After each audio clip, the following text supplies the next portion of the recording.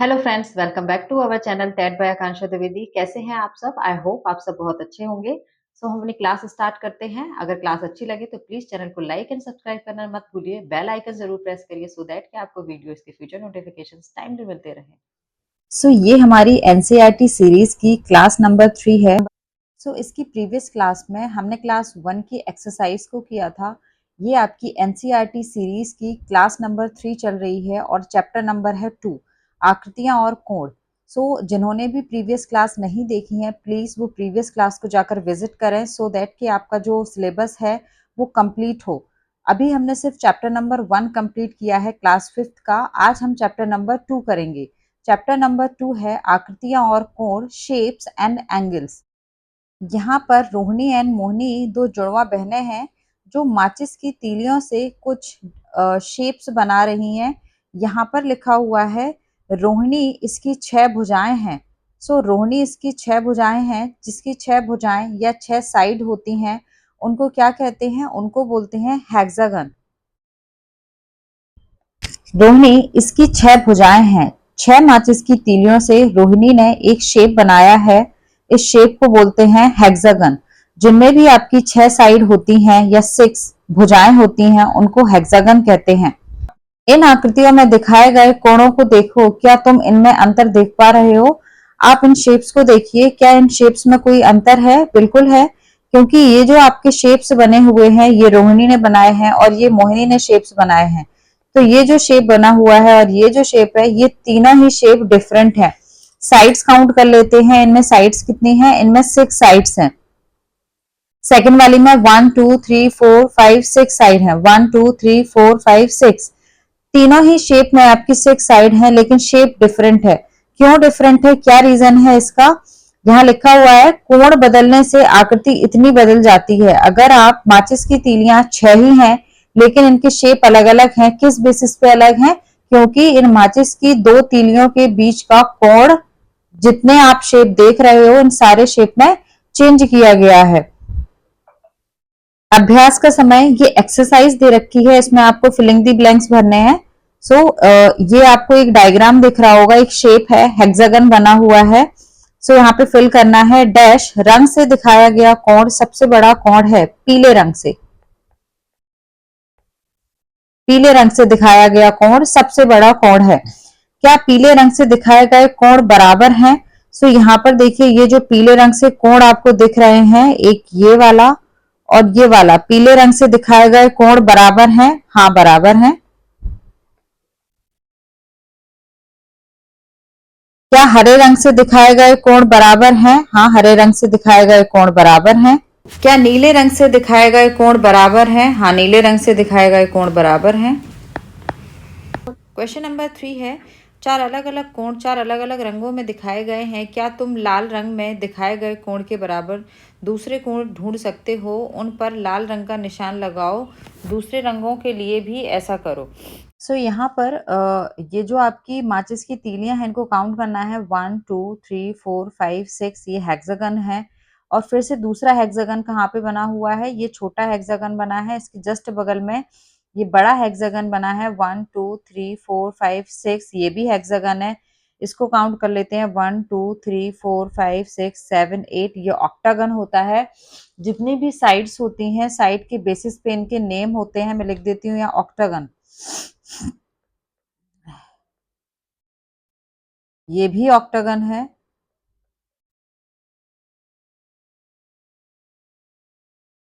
One two three four five ये pentagon है।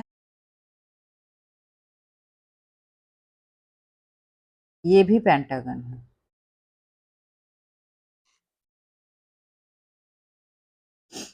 यहाँ पर ये पेंटागन है, ये आपका हेक्सागन है।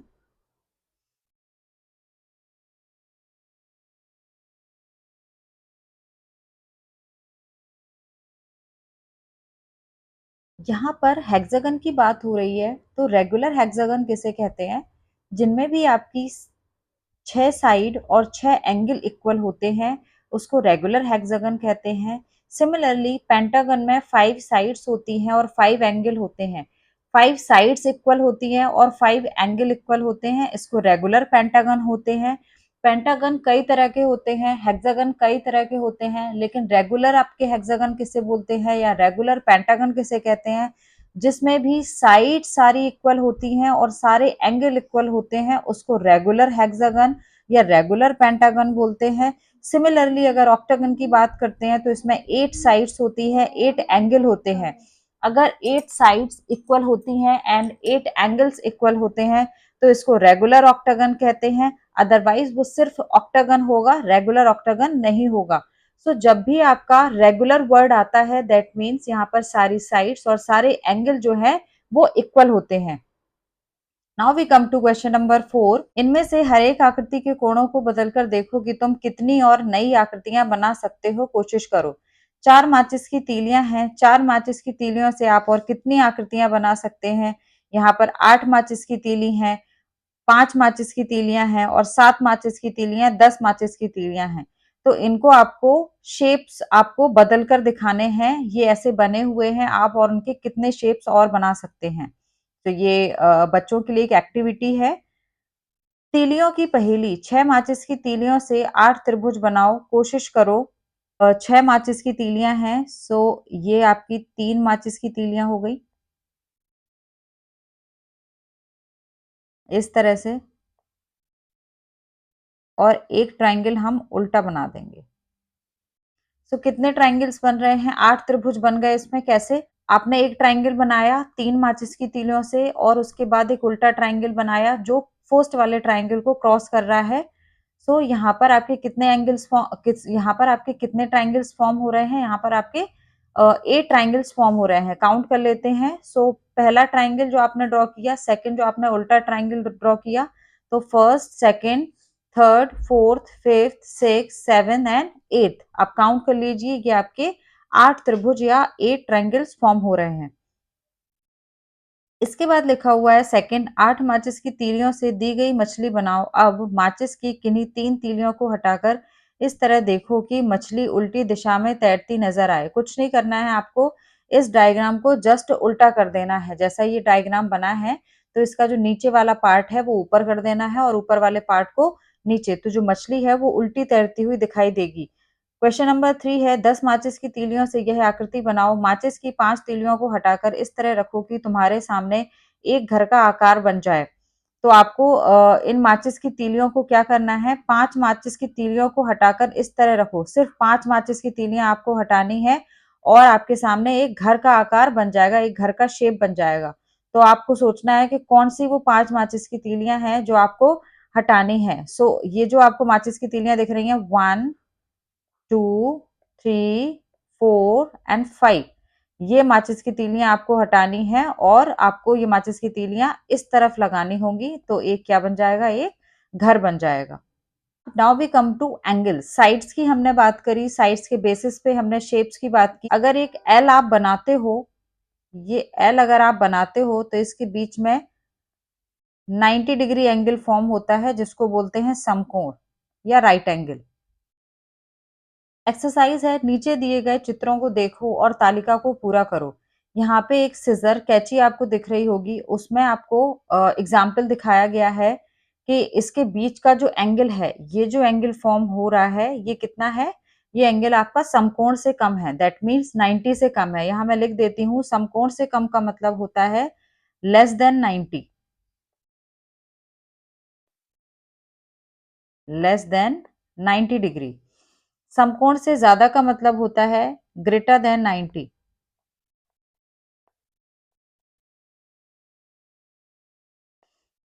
एंड समकोण का मीनिंग होता है 90 डिग्री, एग्जैक्ट 90।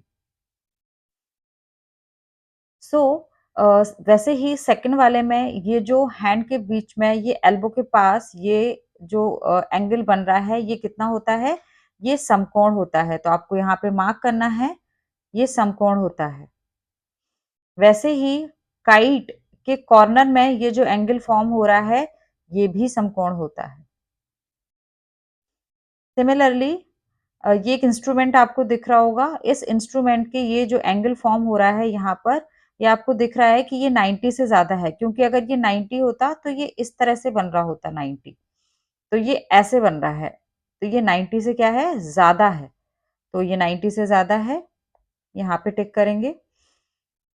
इस पिक्चर में आपको दिख रहा है कि ये एंगल कितना होगा, ऑफ कोर्स ये भी 90 से ज़्यादा होगा, क्योंकि अगर ये 90 होता तो ये ऐसे बन रहा होता, बट ये ऐसे जा रहा है, तो ये 90 से ज़्यादा है।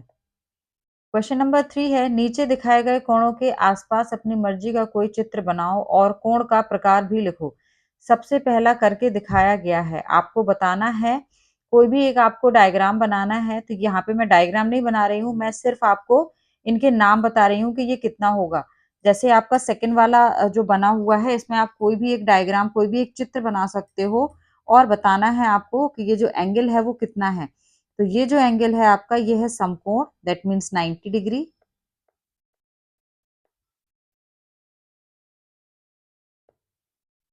ये भी आपका 90 है, ये बना उल्टा है बट ये 90 है।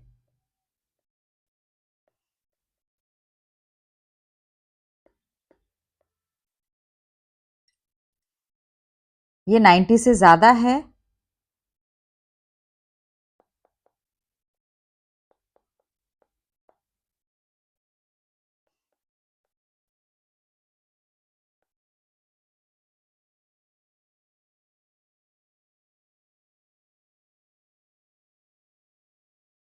ये 90 से कम है।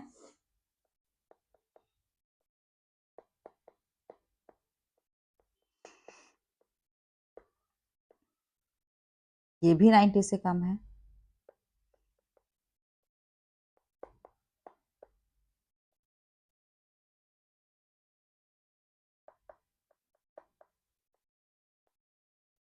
यहाँ पर एक नाम लिखा हुआ है सुखमन, SUKHMAN। सुखमन में यहाँ पर कुछ एंगल्स बने हुए हैं, आपको बताना है कि ये एंगल कौन कौन से हैं और कितने 90 एंगल फॉर्म हो रहे हैं, कितने आपके 90 से ज्यादा एंगल फॉर्म हो रहे हैं और कितने एंगल ऐसे हैं जो 90 से कम है, दैट मीन समकोण से कम है। सो एस में आपके 490 एंगल फॉर्म हो रहे हैं, 1 2 3 एंड 4, देन 5 6, ओके, ये आपका 7 8 9 10, ये है आपका एंगल 11। मेरे नाम में 11 समकोण है, हमने देख लिए कि 11 समकोण या 11 राइट एंगल 90 डिग्री कहाँ फॉर्म हो रहे हैं। सो 11 समकोण यहाँ पर फॉर्म हो रहे हैं। इसके बाद है कितने एंगल ऐसे हैं जो 90 से कम है। जैसा कि आप देख सकते हैं कि ये एंगल जो है वो 90 से कम है, 1 2 3 4 5 6 7 8 एंड 9 10। 10 एंगल आपके 90 से कम है। 90 से ज्यादा कितने एंगल हैं? सो 90 से ज्यादा वाले एंगल, एक तो आपका ये एंगल है 90 से ज्यादा वाला, एक ये हो जाएगा, तो ये होगा 2, एंड इसके बाद 90 से ज्यादा वाला आपका एक यहाँ पे भी होगा 3, और ये 4 एंगल आपके 90 से ज्यादा वाले हैं।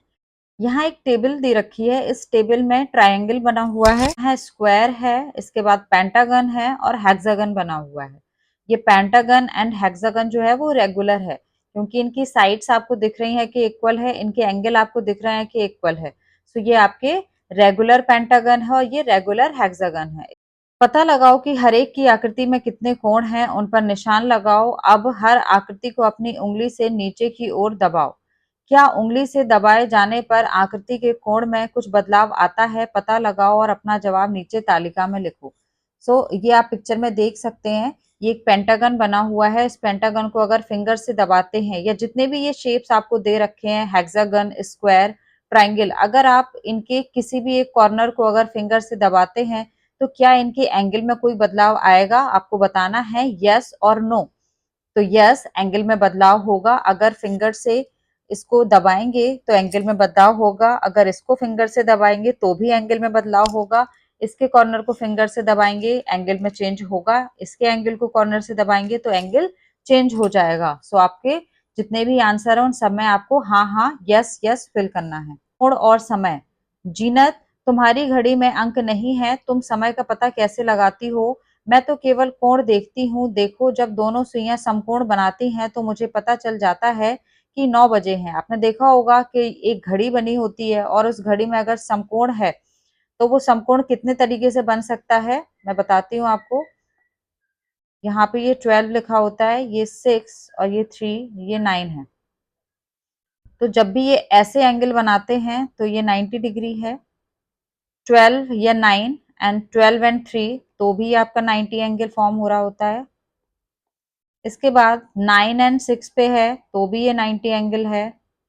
अगर दोनों सुइयां 3 और 6 पर है तो भी ये 90 एंगल फॉर्म हो रहा होता है।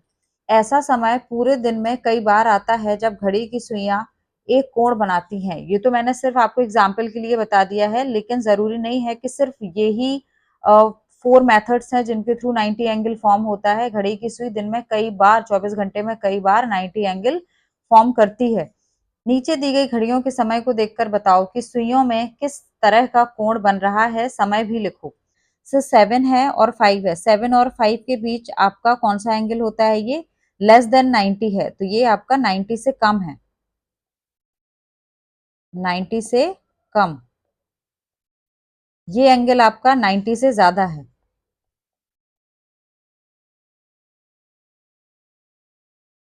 और ये भी एंगल आपका 90 से ज्यादा है।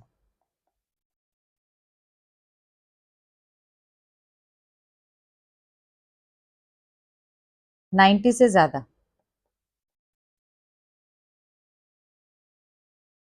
90 से कम।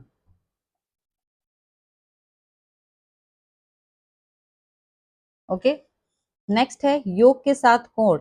रहमत योग कर रहा है, नीचे आसन के उन चित्रों को दिखाया जा रहा है जो वह हर दिन करता है। तो आपको बताना है कि ये जो एंगल है वो कितना होगा। ये एंगल होगा आपका 90 डिग्री, लेस देन 90, 90 से कम,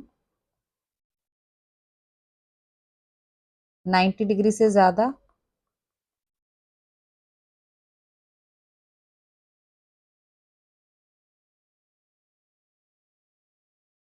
90 डिग्री से ज्यादा,